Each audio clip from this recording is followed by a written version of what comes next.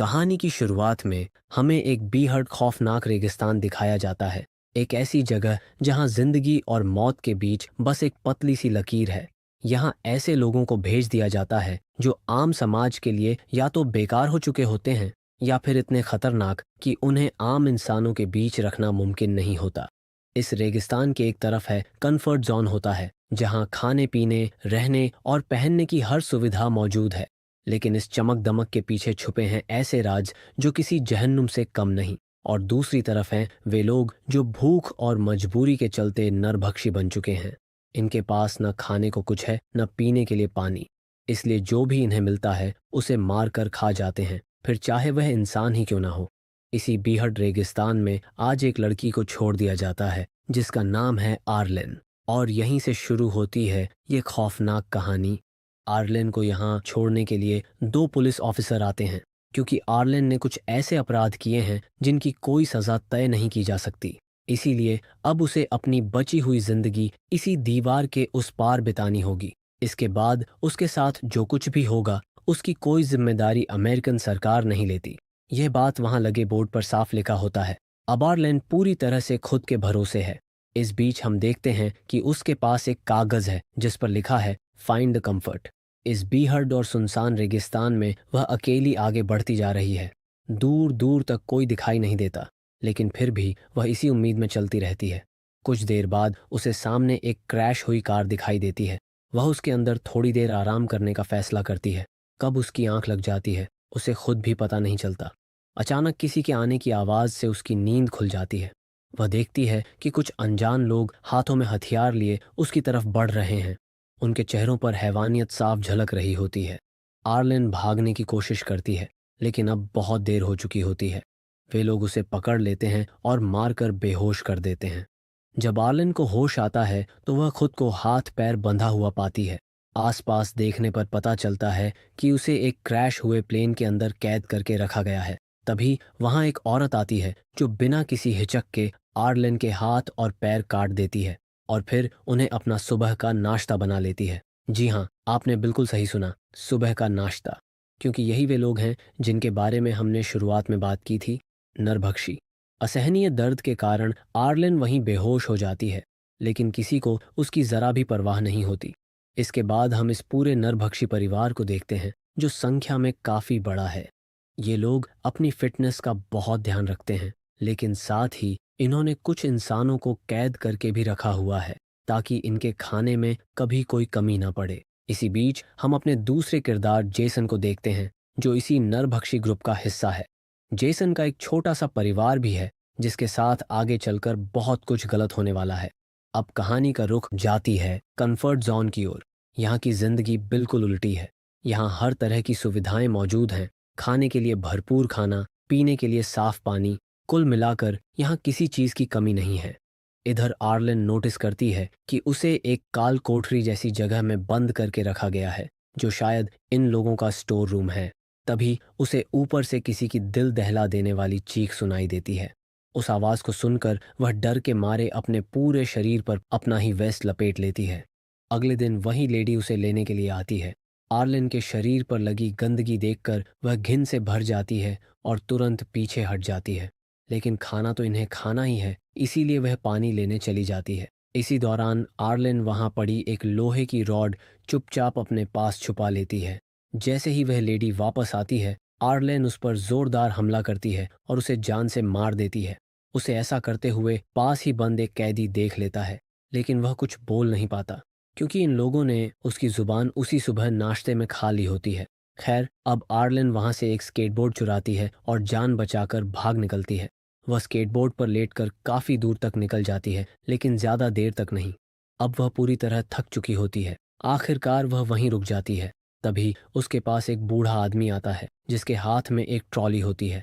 वह आर्लेन को ट्रॉली पर लात मारकर बैठाता है और उसे खींचते हुए कंफर्ट जोन के गेट तक ले आता है। दरअसल वह आदमी बहुत बूढ़ा है, इसीलिए अभी तक आजाद घूम रहा है। अगर वह जवान होता तो अब तक किसी की प्लेट में होता। जब कंफर्ट जोन के लोग आर्लेन को इस हालत में देखते हैं तो तुरंत समझ जाते हैं कि यह काम नरभक्षियों का ही है। वे उसे अंदर ले जाते हैं, उसकी मरहम पट्टी करते हैं और रहने के लिए उसे एक घर भी देते हैं। आर्लिन अगले 5 महीने वहीं रहती है। अब हम उसे पहले से काफ़ी बेहतर हालत में देखते हैं। उसे एक प्लास्टिक की टांग भी मिल चुकी होती है और अब वह यहाँ सुकून की जिंदगी जी रही होती है। दूसरी ओर हम फिर से जेसन के पास लौटते हैं। वह अपनी बेटी केट का एक स्केच बना रहा होता है क्योंकि वह एक अच्छा पेंटर है। तभी उसकी पत्नी आकर बताती है कि घर में खाना खत्म हो चुका है। जेसन अपनी पेंटिंग छोड़ता है और पास ही बंद एक लड़की के पास जाता है जिसे उसने बांध रखा होता है क्योंकि आज वही लड़की उसके परिवार का खाना बनने वाली होती है। हालांकि वह लड़की उसके सामने हाथ पैर जोड़ती रहती है, लेकिन जेसन के दिल में जरा भी रहम नहीं होता। वह एक ही झटके में उसका सिर धड़ से अलग कर देता है और फिर उसके शरीर के छोटे छोटे टुकड़े कर देता है। दूसरी ओर एक सुबह हम आर्लेन को देखते हैं। वह अंदर से पूरी तरह टूट चुकी होती है। जब जब वह आईने में खुद को देखती है, उसे अपनी कोई ना कोई कमी साफ नजर आती है। उसके कटे हुए हाथ और पैर उसे हर पल उस दर्द की याद दिलाते रहते हैं। अब वह किसी भी हाल में उन नरभक्षियों से बदला लेना चाहती है। इसी इरादे से एक दिन वह बड़ी मुश्किल से एक बंदूक चुरा लेती है। फिर वह कंफर्ट जोन के पीछे वाले रास्ते से बाहर निकल जाती है, वह रास्ता जहां से बहुत कम लोग आते जाते हैं। उधर हम जेसन की पत्नी शेलन और उसकी बेटी केट को देखते हैं। दोनों जरूरी सामान ढूंढने के लिए बाहर निकली होती हैं, इस उम्मीद में कि कुछ काम की चीज मिल जाए। कुछ ही देर बाद आर्लेन की नज़र उन दोनों पर पड़ जाती है। वह चुपचाप उनके पास जाकर खड़ी हो जाती है। शेलन डर के मारे आर्लेन के सामने हाथ जोड़ लेती है। वह कहती है कि वह उसे कुछ नहीं कहेगी, बस उसे जाने दे, क्योंकि उसके साथ उसकी छोटी सी बेटी है। लेकिन जैसे ही आर्लेन को पता चलता है कि शेलन एक नरभक्षी है, उसका गुस्सा फूट पड़ता है। आर्लेन कहती है, मैंने भी तुम लोगों से अपनी जान की भीख मांगी थी, लेकिन तुमने मेरे हाथ और पैर काट लिए थे। और बिना एक पल की देरी किए वह शेलन को वहीं गोली मार देती है। केट कुछ समझ ही नहीं पाती कि उसकी माँ के साथ अचानक क्या हो गया। वह बस सन्न रह जाती है। आर्लेन की नज़र उस बच्ची पर पड़ती है। उसे उस पर तरस आ जाता है। वह केट को मारती नहीं, बल्कि उसे अपने साथ लेकर कंफर्ट जोन वापस आ जाती है। रास्ते में उन दोनों को वही बूढ़ा आदमी देख लेता है। वहां केट को एक खरगोश पसंद आ जाता है। आर्लेन उसे खरीद देती है और फिर केट को अपने घर ले जाती है। आर्लेन का मन किसी भी हाल में उस बच्ची को चोट पहुंचाने का नहीं होता, क्योंकि वह जानती है इस सब में केट की कोई गलती नहीं है। दूसरी ओर काफी देर इंतजार करने के बाद जेसन घर से बाहर निकलता है। उसकी पत्नी और बेटी अभी तक वापस नहीं आई होती। वह उन्हें ढूंढता हुआ इधर उधर भटकता है। तभी उसकी नज़र एक कूड़ेदान पर पड़ती है, जहां उसकी पत्नी की लाश पड़ी होती है और कौए उसे नोच नोच कर खा रहे होते हैं। यह नज़ारा देखते ही जेसन समझ जाता है कि यह किसी ऐसे गिरोह का काम है जो बच्चियों की सप्लाई करता है। तभी उसकी नज़र उसी बूढ़े आदमी पर पड़ती है। जेसन उसके पास जाता है, अपनी बेटी केट की तस्वीर दिखाता है और पूछता है कि क्या उसने उसे देखा है। बूढ़ा आदमी जवाब देता है, हाँ, लेकिन एक शर्त पर। जेसन पूछता है, क्या शर्त? बूढ़ा आदमी कहता है, तुम्हें भी मेरे जैसा ही एक स्केच बनाना होगा, तभी मैं बताऊंगा कि तुम्हारी बेटी कहाँ है। यह सुनकर जेसन का गुस्सा 7वें आसमान पर पहुंच जाता है, लेकिन वह बेबस होता है। वह वहीं बैठकर बूढ़े आदमी का स्केच बना देता है। इसके बाद बूढ़ा आदमी उसी कागज पर एक शब्द लिख देता है, कॉम्फर्ट जोन। यह देखते ही जेसन समझ जाता है कि उसकी बेटी कहाँ है। और इधर आर्लेन केट को लेकर एक क्लब में जाती है। उसी समय कंफर्ट जोन के सबसे अमीर आदमी की एक बड़ी पार्टी चल रही होती है। इस पार्टी का मालिक है जॉन। जॉन असल में पूरे इलाके में पाउडर की सप्लाई करता है। पाउडर से आप समझ ही गए होंगे कि मैं किस चीज की बात कर रहा हूँ। उसी से एक टैबलेट बनती है जिसे खाने के बाद इंसान एक अलग ही दुनिया में पहुंच जाता है। आर्लन भी वही टैबलेट ले लेती है। इसी दौरान हम केट को देखते हैं। उसके हाथ से उसका रैबिट छूट जाता है और उसे पकड़ने के लिए वह उसके पीछे पीछे चली जाती है। तभी उसके सामने जॉन आ जाता है। वह केट को देख लेता है और उसे अपने साथ अंदर ले जाता है। दरअसल जॉन इस पूरे इलाके का मेयर भी होता है, इसीलिए वहां मौजूद कोई भी इंसान उसे रोकने की हिम्मत नहीं करता। उधर आर्लेन पर उस पाउडर का असर शुरू हो चुका होता है। उसके आसपास की दुनिया उसे बेहद खूबसूरत लगने लगती है, लेकिन फिर भी वह केट को ढूंढती रहती है। होश पूरी तरह से खो चुकी आर्लेन उसे ढूंढते ढूंढते पार्टी से बाहर निकल जाती है।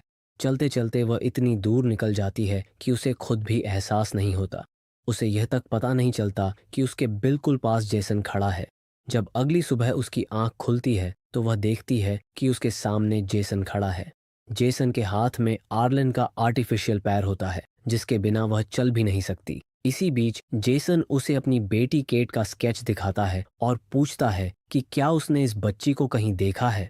डर के मारे आर्लन झूठ बोल देती है, नहीं, मैंने इसे कहीं नहीं देखा। वह झूठ इसलिए बोलती है क्योंकि अगर जेसन को सच्चाई पता चल गई तो वह उसे जिंदा नहीं छोड़ेगा। लेकिन जेसन को आर्लन की ज़रूरत भी होती है, क्योंकि अगर कोई भी नरभक्षी कन्फर्ट जॉन के पास भी आता है तो उसे वहीं गोली मार दी जाती है। इसीलिए जेसन आर्लन के सामने एक डील रखता है।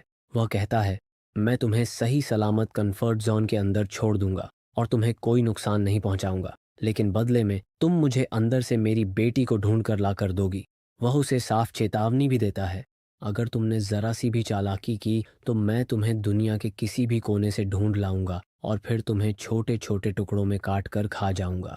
आर्लेन ये डील मानने को मजबूर हो जाती है, क्योंकि वह कंफर्ट जोन से काफ़ी दूर आ चुकी होती है और अकेले वापस जाना उसके लिए बेहद खतरनाक था। कुछ दूर आगे बढ़ने पर उनके सामने एक आदमी आता है। वह उसी नरभक्षी खानदान का हिस्सा होता है, यानी वह भी एक नरभक्षी है। वह जेसन से सौदा करता है, इस लड़की का पैर मुझे दे दो और बदले में मैं तुम्हें पेट्रोल दूंगा। जेसन मना कर देता है, क्योंकि अगर उसने ऐसा किया तो उसकी बेटी उसे कभी नहीं मिल पाएगी। यह सुनकर वह आदमी कहता है, देख भाई, मुझे बहुत भूख लगी है, मैं तो इस लड़की को लेकर जाऊंगा, अगर रोकना है तो आकर मुझसे लड़ ले। अब यहाँ अचानक कुछ ऐसा होता है कि जेसन आर्लिन को उसके हवाले कर देता है और पेट्रोल लेकर वहां से जाने लगता है। आर्लिन चीखती चिल्लाती है, लेकिन किसी को कोई फर्क नहीं पड़ता। जैसे ही वह आदमी पीठ घुमाता है, जेसन पीछे से आकर उस पर चाकू से वार करता है। वह आदमी वहीं ढेर हो जाता है। इसके बाद जेसन उसका एक हाथ काट लेता है। अब ये दोनों फिर से आगे बढ़ने लगते हैं, लेकिन तभी वहां एक तेज रेतीला तूफान आ जाता है। मजबूरन दोनों एक तंबू लगाकर वहीं रुक जाते हैं।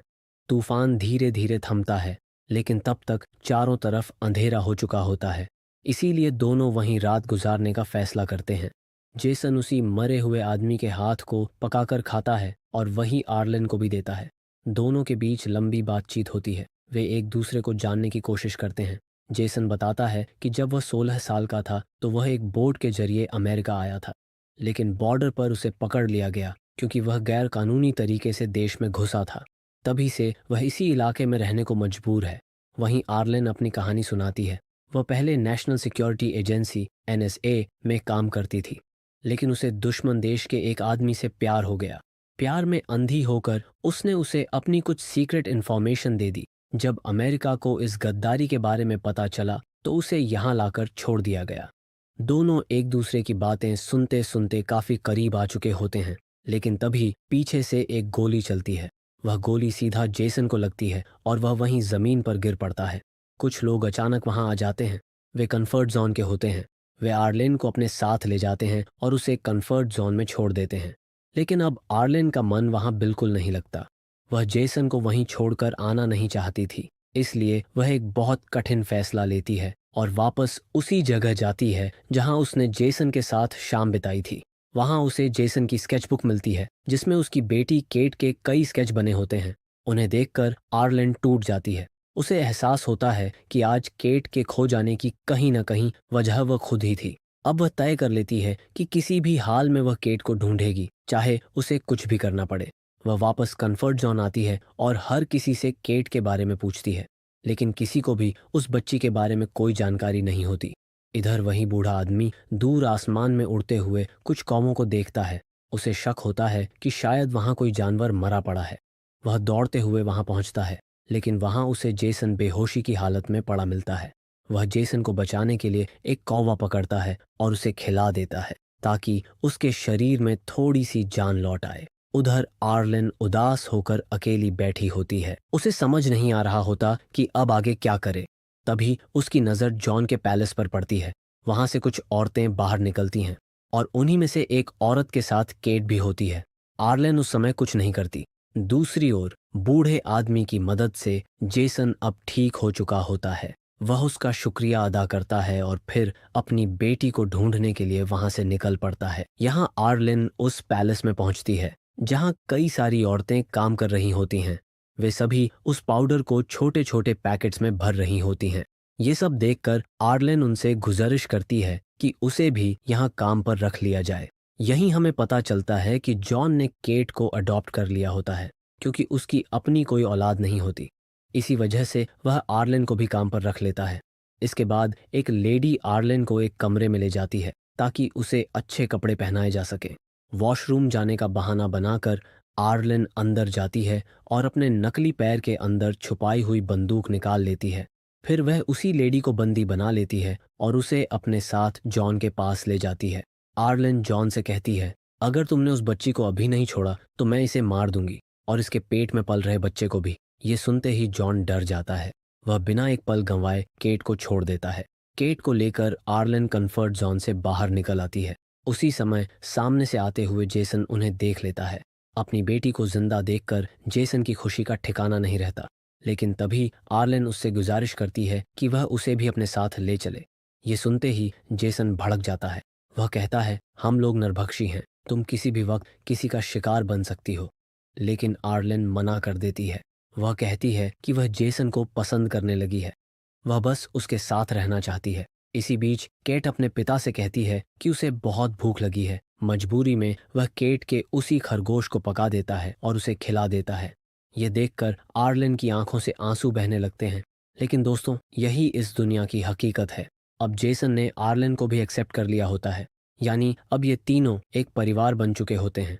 लेकिन कब तक, ये उन्हें खुद भी नहीं पता, क्योंकि यहाँ कब कौन किसका खाना बन जाए कोई नहीं जानता। और इसी के साथ ये कहानी यहीं ख़त्म हो जाती है।